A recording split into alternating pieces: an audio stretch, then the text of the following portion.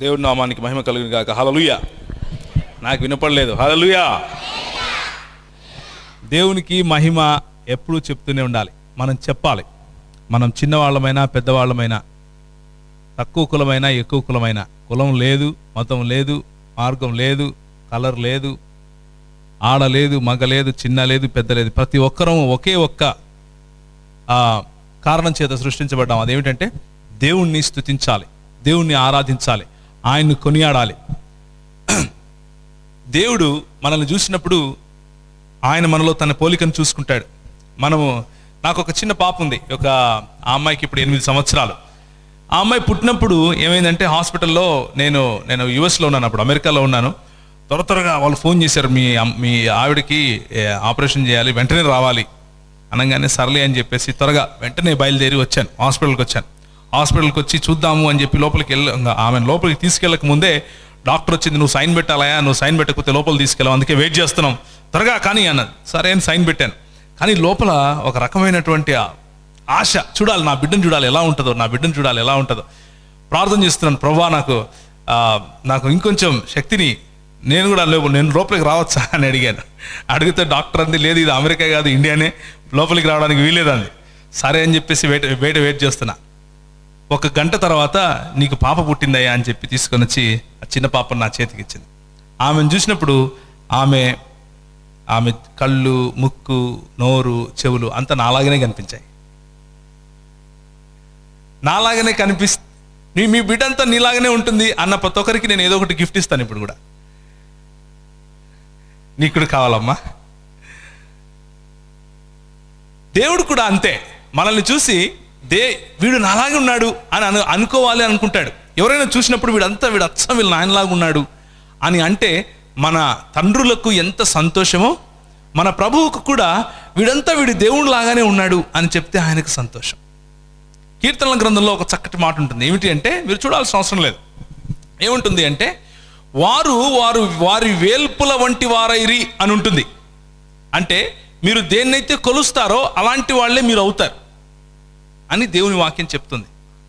మీరు ధనమే మీ దేవుడు అయ్యాడు అనుకోండి, మీరు ఎంతసేపు డబ్బు మనుషులు అవుతారు. అందం మీ దేవుడా లేకపోతే దేవత అయ్యిందనుకోండి, ఎంతసేపు అద్దం ముందే ఉంటారు. చదువు మీ దేవుడు అయ్యాననుకోండి, ఎప్పుడు పుస్తకాలు పట్టుకునే ఉంటారు. అలా ఎవరెవరు దేన్ని కొలుస్తూ ఉంటే అది వారికి దేవుడు అవుతుంది. బైబిల్ చెప్పే ఒక సత్యం చెప్తాను, జాగ్రత్తగా వినండి. బైబిల్ విగ్రహారాధనను వ్యతిరేకిస్తుంది. విగ్రహారాధన అంటే అర్థం ఏమిటి అంటే, మనం రాతి బొమ్మలను చెక్కుకొని ముక్కకపోవటమా అన్న అర్థం ఉన్నప్పటికీ అసలైన విగ్రహారాధన అంటే గుర్తు చేసుకోండి, జాగ్రత్తగా చెప్తున్నాను. నీకు దేవునికి మధ్య అడ్డుగా నిలిచేది ఏదైనా సరే అది విగ్రహమే. జాగ్రత్తగా వినాలి. నీకు దేవునికి మధ్య అడ్డుగా నిలిచేది ఏదైనా సరే అది విగ్రహమే, నీకు నువ్వు కూడా. అందుకనే యేసు ప్రభు వారు ఏమంటారంటే, నేను వెంబడిస్తానయ్యా అని ఒకడు అన్నాడు.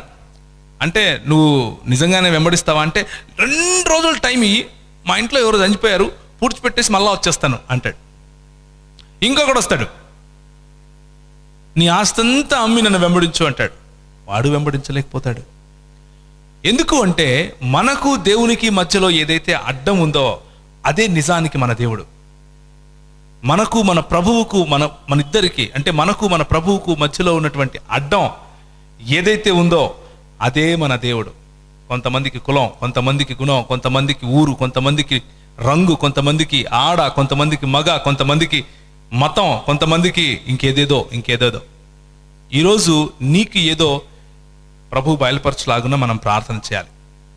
ప్రభు బయలుపరచులాగున మనము ఆలోచించాలి.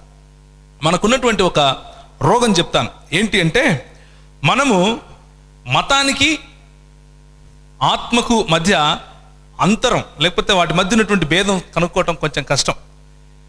ఒకప్పుడు నేను రక్షణ పొందిన సమయంలో అంటే 1998-99 ఆ కాలంలో విశ్వాసి ఎవరు అవిశ్వాసి ఎవరు అని ఈజీగా తెలిసిపోయేది.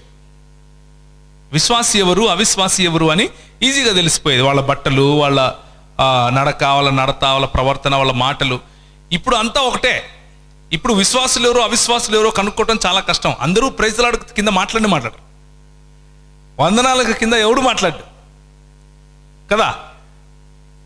నేను కొత్తగా రక్షింపబడిన సమయంలో నాకేమనిపించేదంటే, విశ్వాసి అంటే బయట కొన్ని గుణ లక్షణాలు ఉంటాయి. ఎలాంటివంటే తెల్ల బట్టలు వేసుకుంటాడు, సంచి తగిలించుకుంటాడు, నెత్తికి ఆందెం పెట్టుకుంటాడు, పైకి దూకోడు, పక్కకు దూకుంటాడు, ఇటు పక్కకు దూకొని కనిపిస్తే చాలు ముఖం ఇట్లా కిందికి పెట్టుకొని వందనాలయ్యా అంటే చూసి అవునా వందనాలయ్యా అంటాడు. ఏమో తెలియనట్లు మళ్ళీ మీ పెక్కింటాడే మళ్ళా నీ పక్కనే ఉంటాడు, మీ ఇంట్లోనే మీ పక్కనే ఉంటాడు, కానీ తెలియనట్లు వందనాలు బ్రదర్ అంటాడు. సడన్గా బ్రదర్ వచ్చేస్తుంది. ఇలాంటి లక్షణాలన్నీ వచ్చేస్తాయి విశ్వాసి అనగానే. అంటే ఇన్ని రోజులు నీ పక్కింటోడే, చిన్నప్పుడు మా టీచర్ ఒక మాట చెప్పింది, రే చదువుకోనోనికి తేడా ఏంద్రా అంటే, చదువుకోనోడు పెసులు అంటాడంట, చదువుకోనోడు పెసల్ అంటాడంట, అంతే డిఫరెన్స్, ఏం తేడా లేదు. పెసులకు పెసల్కు తేడా. విశ్వాసి కానంత వరకు ఏమన్నా ఏం మావా బాగుండవా, ఏం చిన్న బాగుండవా ఉంటుంది.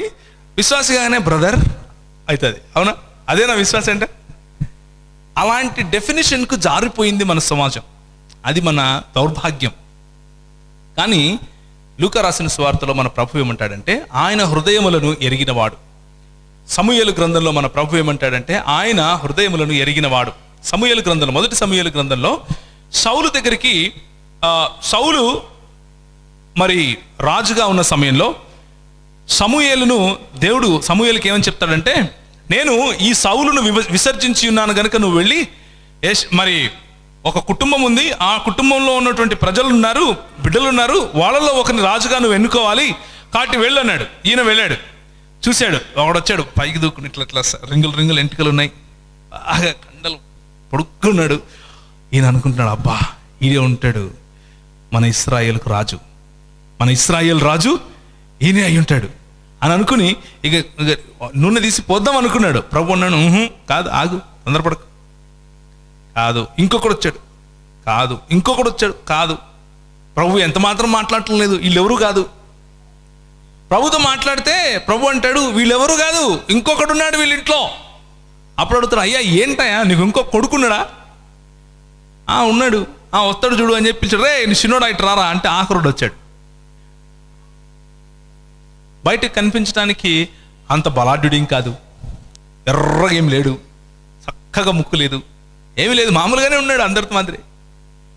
ప్రభు అన్నాడు, వీడిని నేను ఎన్నుకున్నాను. మనుష్యుడు బయట కనిపించే గుణలక్షణాలు చూస్తాడు, కానీ దేవుడు ఏం చూస్తాడు? హి looks in to your heart. నీ హృదయాన్ని చూస్తాడు. నీ హృదయంలో ఎవరు నీ దేవుడు అని చూస్తారు. నీ హృదయంలో నీకు దేవునికి మధ్య అడ్డు ఏమి ఉంది అని చూస్తాడు. విశ్వాసి ఎవరు, విశ్వాసి ఎవరు కాదు, రక్షింపబడింది ఎవరు, రక్షింపబడింది ఎవరు కాదు అని తీర్పు తీర్చడానికి మనకు అధికారం లేదు. ఎవరికి ఉంది? ప్రభువుకు ఉంది. అయితే నేను విశ్వాసినా కాదా? నేను చిన్నప్పటి నుంచి సంఘానికి వెళ్తున్నాను, చిన్నప్పటి నుంచి బైబిల్ చూస్తున్నాను, బైబిల్ చదువుతున్నాను, చిన్నప్పటి నుంచి యేసు ప్రభు గురించి వింటున్నాను. అయితే నేను నిజానికి విశ్వాసినా కాదా? యేసు ప్రభు నా జీవితంలో ఉన్నాడా లేదా? యేసు ప్రభు నన్ను పిలిచాడా లేదా? పిలిస్తే దేనికి పిలిచాడు? అసలు నేను ఎవరిని? అసలు నా బతుకేంటి అన్న డౌట్ మాత్రం తప్పకుండా కొందరిలో కొందరికన్నా ఉంటుంది. ఈరోజు సాయంకాలం ప్రభు మీతో మాట్లాడితే, ఇక్కడ నుంచి మీరు వెళ్ళేటప్పుడు ఎలా వెళ్ళాలి అంటే, దేవుడు నన్ను పిలిచాడు, దేవుడు నన్ను పిలిచి ఆయన నన్ను ఎన్నుకున్నాడు, ఆయన సొత్తుగా నన్ను చేసుకున్నాడు అన్న కాన్ఫిడెన్స్తో మీరు వెళ్ళాలి. ఇక్కడ నుంచి ధైర్యంగా మీరు ఇక్కడ నుంచి వెళ్ళాలి, స్థైర్యంతో వెళ్ళాలి.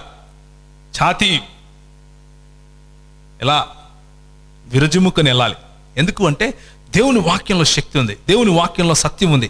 మీరు ఒక మాట, ఇప్పుడు యోహాను సువార్త 8వ అధ్యాయం, యోహాను సువార్త 8వ అధ్యాయం 31వ వచనం. కాబట్టి యేసు తనను నమ్మిన యూదులతో, మీరు నా వాక్యమందు నిలిచిన వారైతే నిజముగా నాకు శిష్యులయ్యుండి సత్యమును గ్రహించెదరు, అప్పుడు సత్యము మిమ్మును స్వతంత్రులనుగా చేయును అని చెప్పెను. 2 మాటలు. మొదటిది వాక్యములో నిలిచి ఉండాలి, 2 సత్యము. ఆ వాక్యములో నిలుచున్న సమయంలో సత్యము మనల్ని ఏం చేస్తుంది? స్వతంత్రులనుగా చేస్తుంది. రక్షింపబడిన వాడు స్వాతంత్రం వైపుకు వస్తాడు. రక్షింపబడిన వాడు ఇంకా సంఖ్యలలో ఉండడు. రక్షింపబడిన వాడు ఇంకా కట్టేసుకొని కాళ్ళు చేతులు ఉండడు. రక్షింపబడిన వానికి స్వాతంత్రం ఉంది. రక్షింపబడిన వానికి మాటల్లో అధికారం ఉంది. రక్షింపబడిన వానికి జీవితంలో అధికారం ఉంది. రక్షింపబడిన వానికి పాపం పైన అధికారం ఉంది. రక్షింపబడిన వాడు వెలుగుగా పిలువబడ్డాడు, చీకటిగా కాదు. రక్షింపబడిన వాడు తలగా పిలువబడ్డాడు, తోకగా కాదు. రక్షింపబడిన వాడు దేవుణ్ణి అనుసరించి నడవటానికి పిలువబడ్డాడు, సైతానును అనుసరించి నడవటానికి కాదు. కొంతమంది మనకు చెప్పేవాళ్ళు ఉంటారు.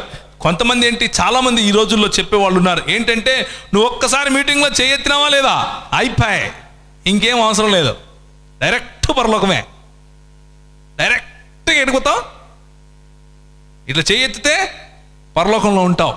ముందు శిష్యులుగా అవ్వాలి.